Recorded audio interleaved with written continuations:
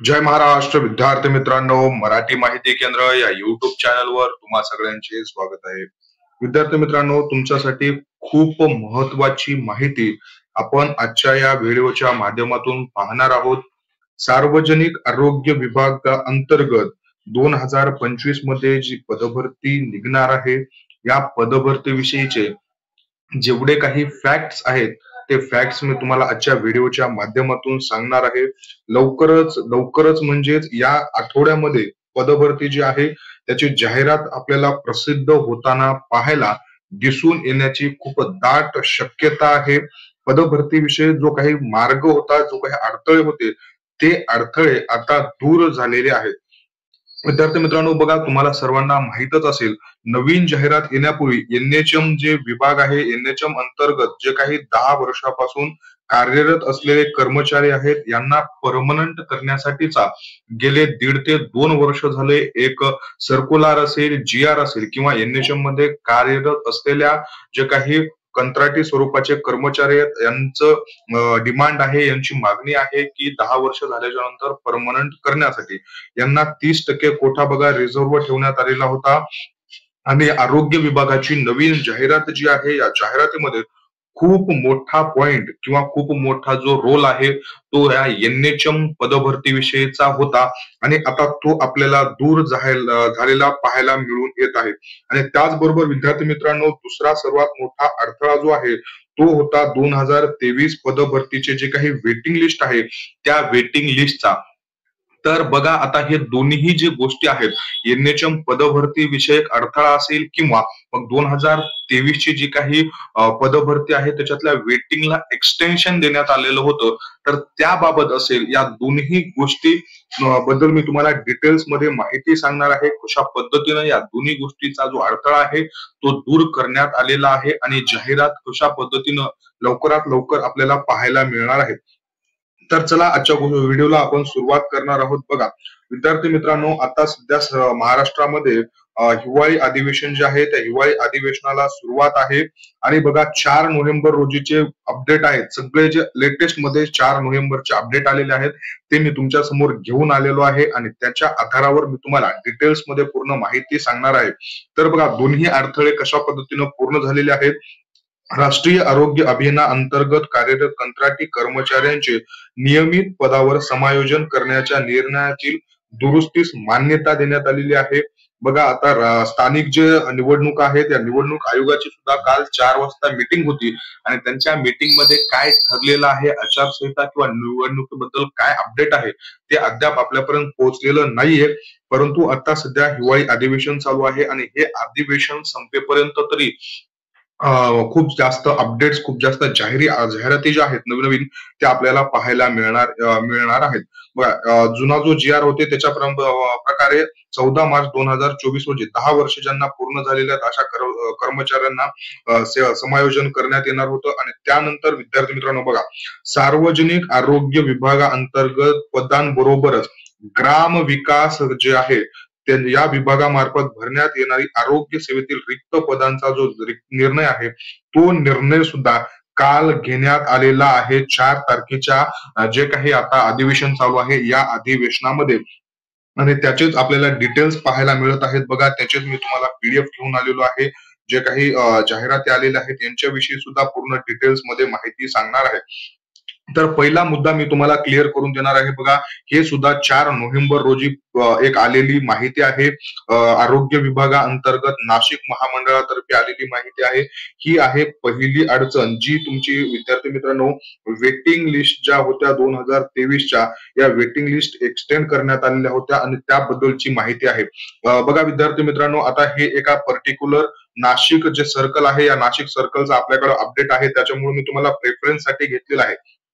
त्या नाशिक मंडळामध्ये जेवढे काही 2023 पदाअंतर्गत रिक्त पद आहेत, या पदांच्या जे काही यादीतून निवड झालेल्या उमेदवारांचे कागदपत्र पडताळणी आणि समुपदेशन हा टॉपिक आहे. त्यांचं आता डीव्ही होत आहे. जे वेटिंग मध्ये विद्यार्थी आहेत त्यांना डीव्ही साठी बोलवण्यात आलेलं आहे. याचा विषय काय आहे बघा विद्यार्थी मित्रांनो, की उपरोक्त संदर्भीय विषयानुसार आपणात कळवते येते की दिनांक 30/11/2023 ते 7/12/2023 या रोजी गट क संवर्गातील पदांसाठी परीक्षा घेण्यात आलेली होती. आणि महत्वाचा मुद्दा बघा, त्याच्या निवड सूचीतील वैधता लवकरच समाप्त होणार आहे. विद्यार्थी मित्रांनो, आपल्यासाठी या पूर्ण पीडीएफ मधला हा एक पॉइंट खूप महत्वाचा आहे. निवड सूचीची वैधता लवकरच समाप्त होणार आहे. विद्यार्थी मित्रांनो, माझ्या माहितीनुसार 9 नोव्हेंबर जे आहे, 9 नोव्हेंबर पर्यंत जे पद आहेत हे एक्सटेंड करण्यात आलेली होती वेटिंग लिस्ट. आणि 9 नोव्हेंबर नंतर जी काही नवीन वेटिंग लिस्ट लावणार आहे याला पूर्णतः म्हणजे समायोजन जे करण्यात येणार आहे किंवा नवीन नियुक्त्या जे देणार आहेत यांना टाइम यांचा होऊन जात आहे. एका वर्षाच्या नंतर बऱ्याच विद्यार्थ्यांनी जागा रिक्त असल्यामुळं यांच्या वेटिंग लिस्ट वाढवून घेण्यासाठी प्रयत्न केलेले होते आणि त्यांच्या प्रयत्नाला यश पण आलेलं होतं. वेटिंग लिस्ट साठी वाढवून देण्यात आलेला होता वेळ, आणि तो या 9 तारखेला मे बी संपत आहे वेटिंग लिस्ट लावण्याचा. म्हणजे वेटिंग लिस्ट बद्दल जो काही अडथळा होता सर्वात मोठा नवीन जाहिरात येण्यासाठीचा, तो आता पूर्ण झालेला आहे.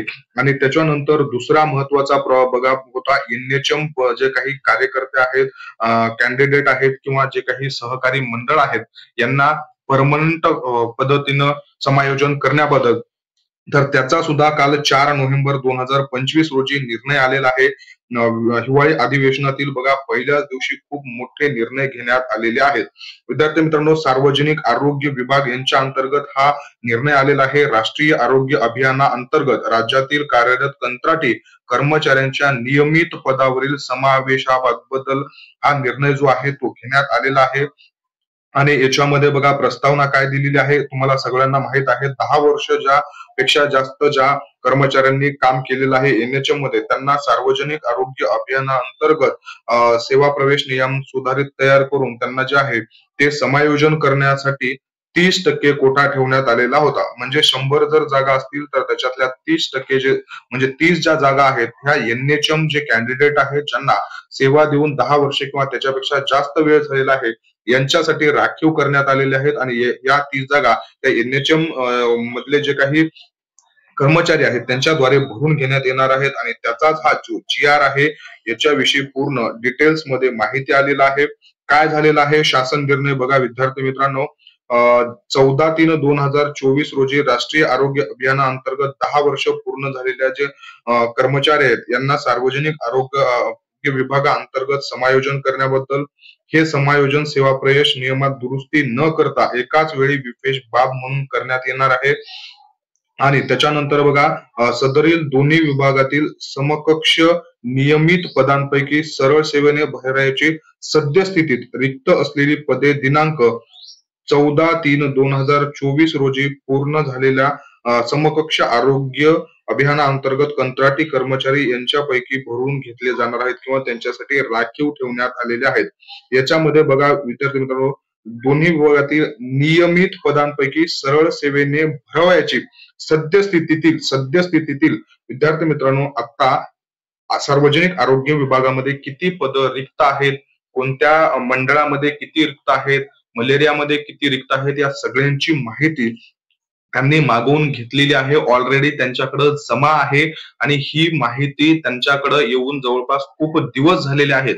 परंतु मी तुम्हाला वारंवार सांगत असल्याप्रमाणे जे वेटिंग लिस्ट आणि NHM या दोन खूप मोठे अडथळे होते आणि हे दोन मोठे अडथळे आता दूर झालेले आहेत. त्याच्यानंतर आता याच्या 100% पैकी 30% जागा NHM ला राखीव ठेवून उर्वरित 70% ज्या जागा आहेत त्या जागांसाठी जाहिरात जी आहे ती आपल्याला या आठवड्यात म्हणजे हे जे काही हिवाळी अधिवेशन आहे हे हिवाळी अधिवेशन संपण्याच्या आधी पाहायला मिळण्याची शक्यता खूप दाट आहे आणि आपल्याला 100% पाहायला मिळणार आहे. विद्यार्थी मित्रांनो, याच्याविषयी बघा पूर्ण डिटेल्स मध्ये माहिती इथं देण्यात आलेली आहे. NHM मध्ये जे काही कॅन्डिडेट होते त्यांच्याविषयी आणि ऑफिशियली हे GR तुम्हाला इथं पाहायला मिळणार आहे. हा GR मी तुम्हाला आपल्या टेलिग्राम चॅनलला देतो. टेलिग्राम चॅनलची जी लिंक आहे ती आपल्या डिस्क्रिप्शन बॉक्स मध्ये तुम्हाला दिलेली आहे. तिथं जाऊन तुम्ही सगळे PDF जे आहेत ते पाहू शकता. तुम्ही अभ्यास सतत कंटिन्यू ठेवा. कोणते कोणते पद येणार आहेत, कोणते पद आहेत, सार्वजनिक आरोग्य विभागामध्ये काही डिटेल्स मध्ये जी माहिती आहे ती पूर्ण माहिती मी तुमच्यापर्यंत पोहोचवण्याचा प्रयत्न करणार आहे. विद्यार्थी मित्रांनो, मला 2023 ची DMAR भरती असेल किंवा DHS भरती असेल, त्या भरतीचा पूर्णपणे खूप जास्त एक्सपिरियन्स आहे आणि त्यामुळं अभ्यास पद्धती असेल, सिलेबस असेल, निवड पद्धती असेल, सर्व गोष्टी ज्या आहेत त्या आपण आपल्या चॅनलच्या माध्यमातून मी तुम्हाला पूर्ण प्रॉपररित्या समजून सांगणार आहे. तुम्हाला कोणताही प्रॉब्लेम येणार नाही. तुमचे प्रत्येक कमेंट केलेले प्रॉब्लेम्स असतील ते मी तुम्हाला सॉल्व्ह करून देणार आहे. त्यामुळे तुम्ही निश्चिंत राहा आणि फक्त तुम्ही आता अभ्यासावर फोकस करा. विद्यार्थी मित्रांनो, अभ्यास करा.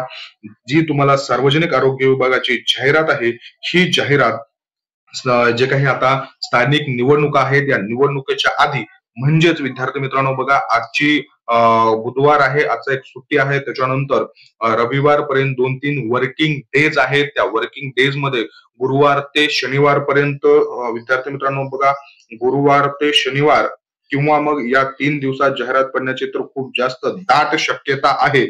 परंतु विद्यार्थी मित्रांनो, या 3 दिवसात जर नाही पडली तर 10 तारखेपासून जे काही 17 तारखेपर्यंत नेक्स्ट वीक आहे, या वीक मध्ये तर जाहिरात 110% तुम्हाला पाहायला मिळणार आहे. त्यामुळे तुम्ही अभ्यासाकडे लक्ष द्या. विद्यार्थी मित्रांनो, या पदभरतीमध्ये कोणते कोणते पद येतील, कोणते कोणते शैक्षणिक अर्हता असेल, याच्याविषयी सुद्धा मी एक व्हिडिओ घेतो. जर तुम्हाला अजून कोणत्या टॉपिक वरती व्हिडिओ पाहिजे असतील तर कमेंट बॉक्स मध्ये नक्की विचारा. मला दिलेली माहिती आवडली असेल तर व्हिडिओला लाईक करा, चॅनलला सबस्क्राईब करा. विद्यार्थी मित्रांनो, आणि अशीच नवनवीन माहिती मिळवण्यासाठी आपलं जे चॅनल आहे ते चॅनल तुम्ही शेअर करायला सुद्धा विसरू नका. व्हिडिओ करा. धन्यवाद.